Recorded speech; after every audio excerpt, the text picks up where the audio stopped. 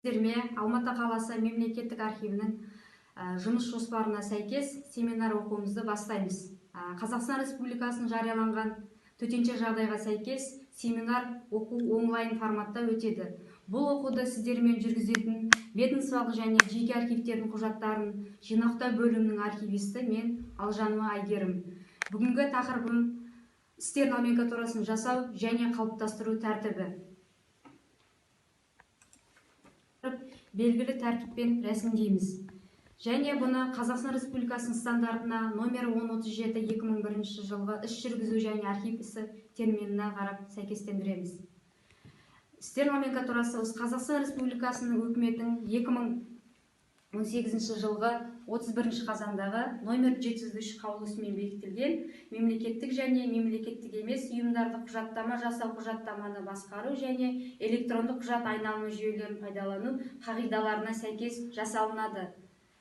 Істер номенклатурасы осы денсаулық сақтау ұйымдарының есеп медициналық құжаттамасының және формаларының сақтау мерзімдері көрсетілген құжаттар тізбесін Қазақстан Республикасының денсаулық сақтау министрінің 2017 жылғы номер 24 наурыздағы 92 бұйрығымен бекітілген.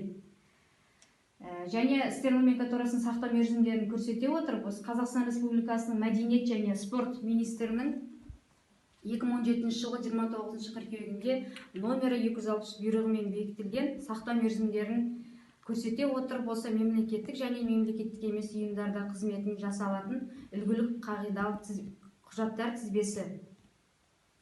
Ең алдымен істер номенклатурасына жасалатын негізгі болып табылатын орындалған құжаттарға істерге топтастыру және де істерді жүйелеу мен есепке алуға, істерді сақтау мерзімін айқындауға, тұрақты және уақытша сақтаудағы істердің тізімдемесін жасауға, уақытша сақтаудағы істерді есепке алуға істер номенклатурасы негіз жасайды.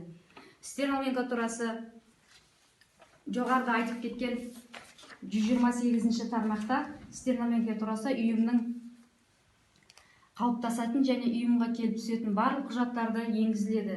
Және де электрондық құжаттар және дерекқорлар істердің номенклатурасын жалпы негізге енгізіледі.